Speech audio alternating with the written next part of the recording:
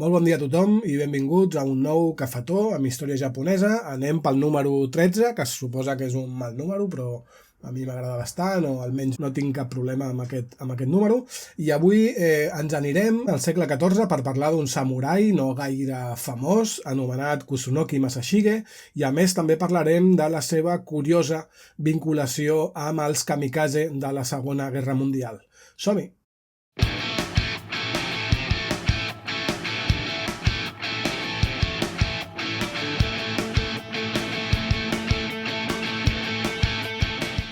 Abans de començar he de dir-vos, si no ho heu notat ja, que estic una mica refredat i que tinc una veu així una mica nasal, així que bueno, tothom està refredat aquests dies, crec, així que em disculpeu. I res, anem a parlar de Kusunoki Masashige. És un samurai que aquells que seguiu els cafetons, si teniu bona memòria, us hauria de sonar una mica perquè ja va aparèixer en un dels cafetons. Concretament en el número 4, encara que aquell dia només el vaig anomenar un momentet i poca cosa més. Anem a fer una ullada a allò que vam dir al cafetó número 4. I és aquí, a finals del període Kamakura, on ens trobem el que seria una mica el protagonista de la nostra història d'avui, que no és un altre que un emperador, aquest emperador, l'emperador Go-Daigo. Go-Daigo resulta que estava molt descontent amb el shogunat de Kamakura, amb el govern samurai, i va aprofitar que en aquesta època ja gairebé tothom al Japó estava bastant descontent amb el shogunat Kamakura per muntar un complot en la seva contra i per fer-lo caure, i ho va aconseguir, van fer caure el shogunat l'any 1333. Però tot això de fer caure el shogunat és una cosa que no va fer Go-Daigo en solitari, sinó que va haver de comptar amb l'ajuda imprescindible d'alguns líders samurais, com aquests que tenim aquí, Ashikaga Takauji, Nitta Yoshisada o Kusunoki Masashige. Aquest darrer, Kusunoki Masashige, és realment el menys important dels tres, el menys poderós, però el seu cas és bastant curiós i de fet en parlarem en un altre cafetó, així que de moment el deixem aquí. Doncs això, ja veieu, aquell dia només vam dir que Kusunoki Masashige va ser un dels samurais que va ajudar aquest emperador Go-Daigo a fer-se amb el poder i poca cosa més. Vam dir que no era algú gaire important, no venia d'una família important, etc. i poca cosa més. I no vam dir res més perquè aquell dia no parlàvem de Kusunoki Masashige, parlàvem d'aquest tema de les dues corts, no? Aquell moment de la història japonesa en què al Japó hi van coexistir dues corts imperials, cadascuna amb el seu emperador. Si no ho vas veure i t'agradaria fer-ho, doncs et deixo per aquí un enllaç perquè hi puguis accedir ràpidament. Però ara anem al tema d'avui, Kusunoki Masashige. Encara que per parlar d'ell hem de començar parlant un altre cop sobre aquest emperador tan curiós, aquest Go-Daigo, que a l'any 1331 ell ja estava començant a preparar una mica el complot, o aquest pla que tenia per fer caure el shogunat, i en aquell moment va ser traït per algun dels seus servidors, que ho va dir al govern de Kamakura, al govern samurai, i per això Go-Daigo va haver de fugir de la capital. A on va fugir? Doncs bé, tampoc va anar gaire lluny. Es va refugiar en un monestir budista de la muntanya Kasagi, que això està a l'oest de Nara. I va ser allà on va entrar en contacte amb un samurai de la província de Kawachi anomenat Kusunoki Masashige, que és un personatge d'entrada bastant fosc en el sentit de que no tenim gaire informació d'ell. És un personatge una mica...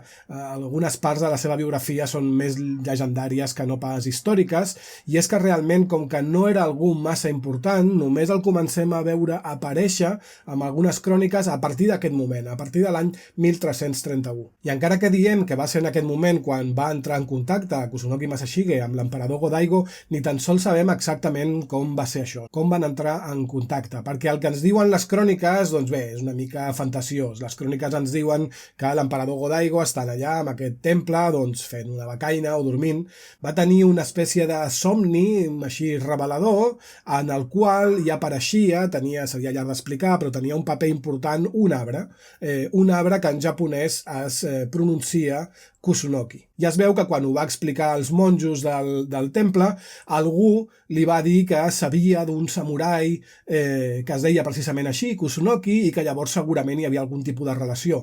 Així que el que va fer Go-Daigo va ser cridar-lo, fer que el cridessin i que vingués a veure'l. I un cop allà van estar parlant i Go-Daigo li va ordenar, com a emperador a Kusunoki Masashige que l'ajudés en aquesta rebel·lió que tenia en contra del govern, i Kusunoki Masashige va acceptar. Poc després d'aquesta trobada, el govern samurai de Kamakura, en saber que Go-Daigo estava en aquest temple, va atacar el temple, així que Go-Daigo va haver de fugir un altre cop d'allà, però va ser capturat a mig camí, va ser portat a la capital, a Kyoto, el van forçar a abdicar del tron i el van desterrar en una illa. I mentre l'emperador o l'exemperador estava allà amb aquesta petita illa desterrat, Kusunoki Masashige, per la seva banda, amb un petit exèrcit d'uns 100 homes, va anar fent una mica de les seves, va anar fent petits atacs aquí i allà, d'estil guerrilla, contra les forces del shogunat al sud de la capital, al sud de Kyoto. Va començar això amb un petit exèrcit d'uns 100 homes i, però mica en mica, segons va anar creixent l'oposició al govern de Kamakura, s'hi van anar unint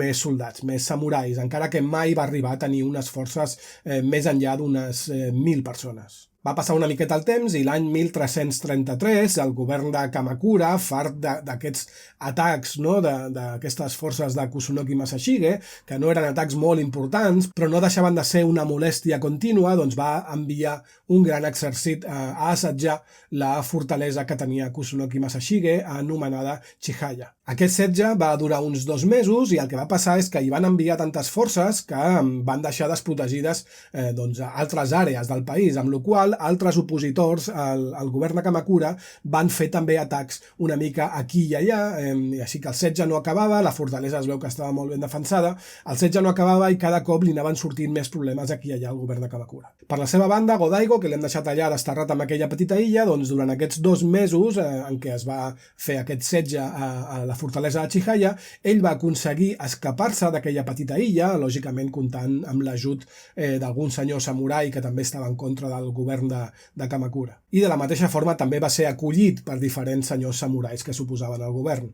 Clar, el govern, en saber-ho, li va sortir un altre problema i va decidir fer el mateix. Va enviar un altre gran exèrcit cap a la capital, cap a Kyoto, per acabar amb aquesta molèstia que suposava un altre cop Go-Daigo. I llavors, resumint moltíssim, entre el gran exèrcit que havien enviat a la fortalesa de Kusunoki Masashige i el gran exèrcit que havien enviat a Kyoto per acabar amb aquesta revolta liderada per Go-Daigo, van deixar la ciutat de Kamakura, la ciutat no era la capital del país, però sí que era la capital del govern, del shogunat, la van deixar tan desprotegida que un altre senyor opositor al govern de Kamakura va atacar la ciutat i va fer caure el shogunat, com vam veure ja també en el cafetó número 4. I llavors va venir tot allò que ja vam parlar en aquell cafetó, no? Tot aquest tema de que Go-Daigo llavors va instaurar un govern de tipus absolutista on només manava ell i que fins i tot no va compensar, no va recompensar adequadament els samurais que li havien ajudat a fer-se amb el govern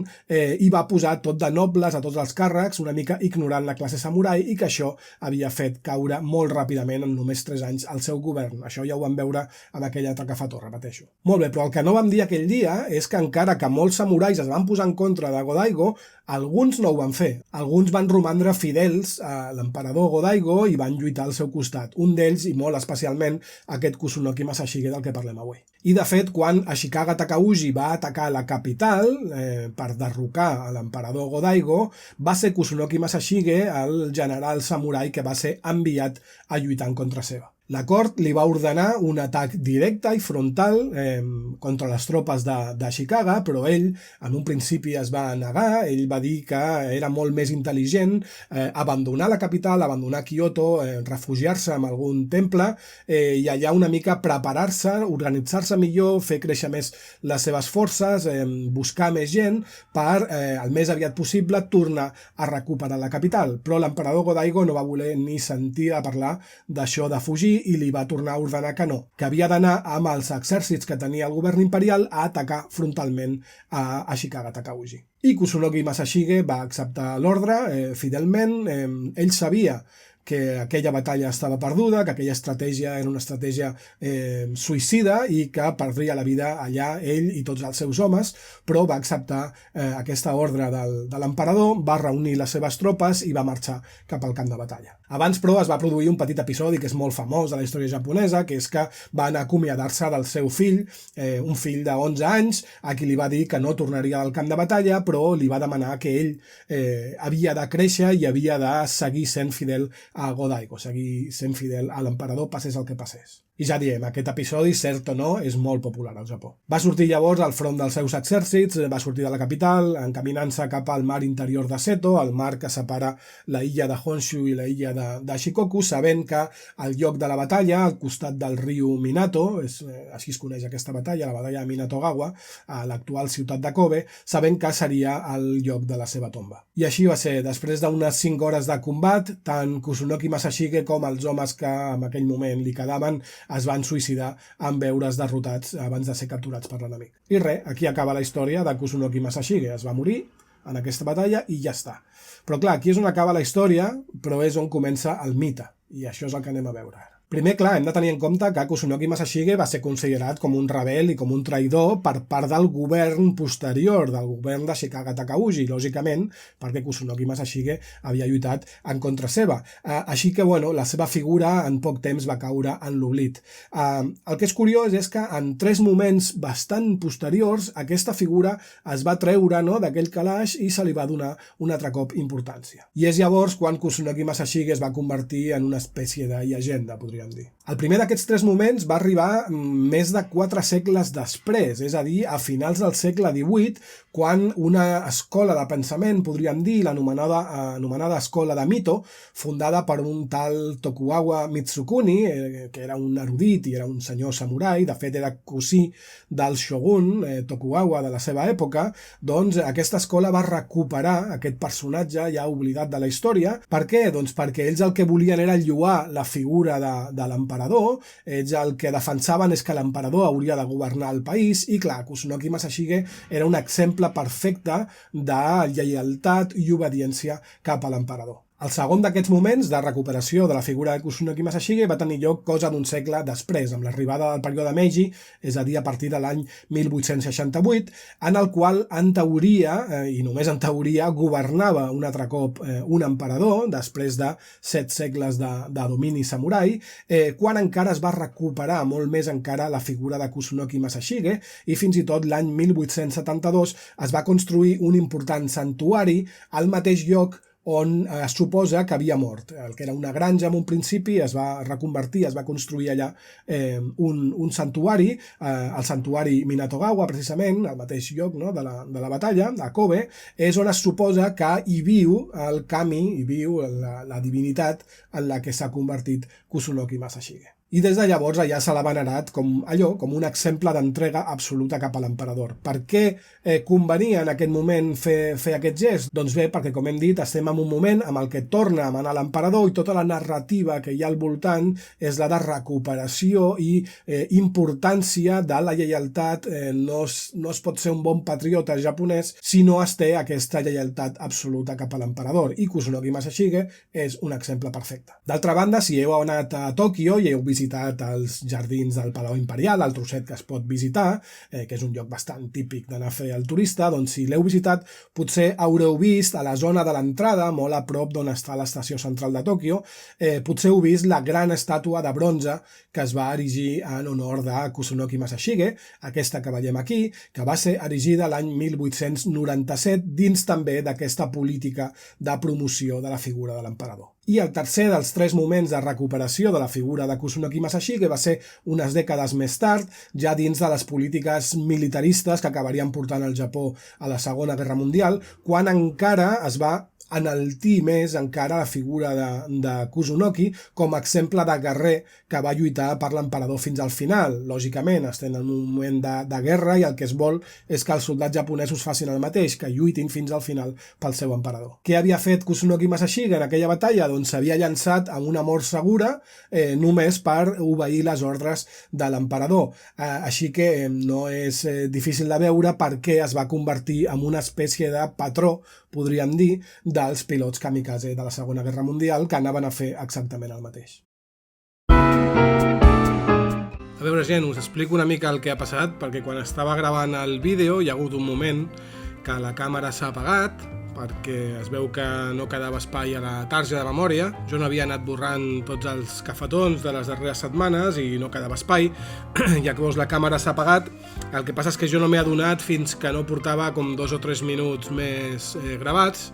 Llavors quan m'he adonat, doncs bueno, he mirat a veure en quin moment s'havia parat per repetir-ho. Llavors ho he mirat, he repetit 1 minut o així que faltava i he gravat ja fins al final. I res, he desmuntat tot el xiringuito i unes hores després, quan m'he posat a editar, he vist que no, que continuava faltant 1 minut per allà al mig, perquè bueno, com que estic així refredat, suposo que estic una mica més empanat del normal i res, no he vist bé fins a on havia gravat. Pensava que havia gravat un trosset més.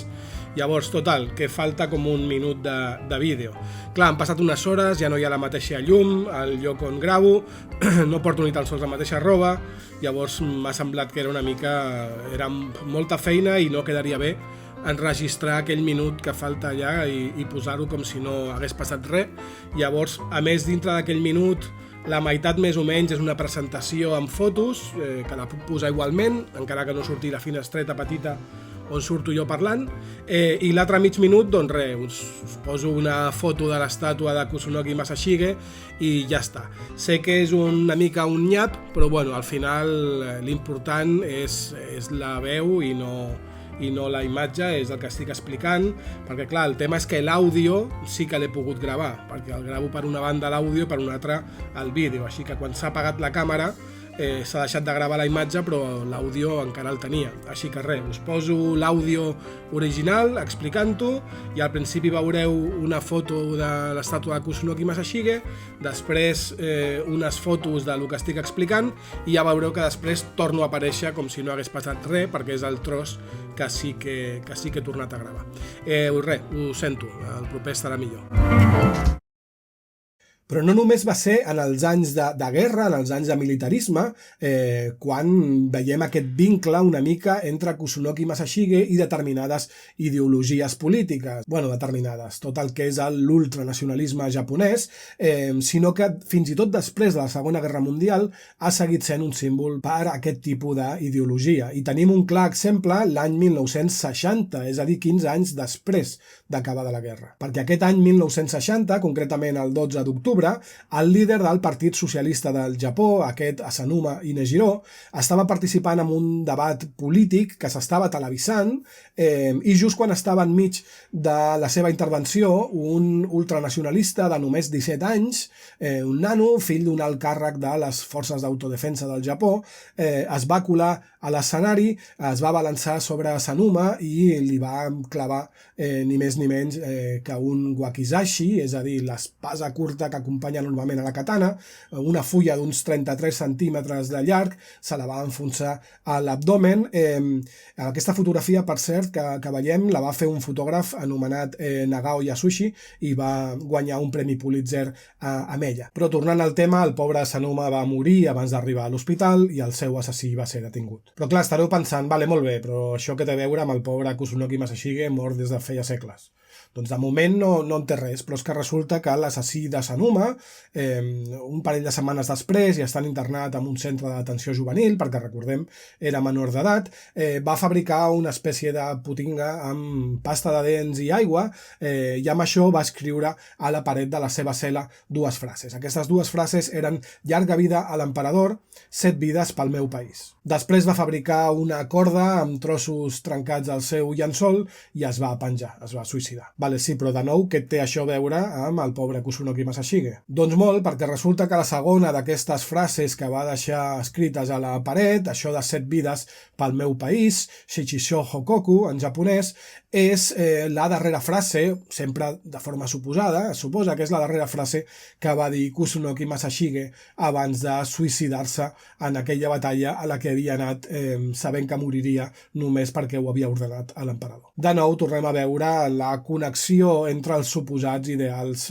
samurais i les ideologies, diguem-ne, conservadores. És un tema bastant llarg que ja l'hem vist en alguns moments i tornarà a sortir. Però per avui ho deixem aquí, espero que us hagi semblat interessant aquest cafetó, i si ha estat així, doncs bé, el que us dic sempre, doncs que deixeu un like, que deixeu algun comentari, que sempre responc, que ho compartiu amb gent que penseu que li pot interessar, que us subscriviu al canal si és que encara no ho heu fet, i bé, aquest tipus de coses que diem sempre. I res, ens veiem al proper cafetó amb història japonesa, i fins llavors que vagi molt bé, cuideu-vos, no agafeu refredats com el meu, que vagi bé.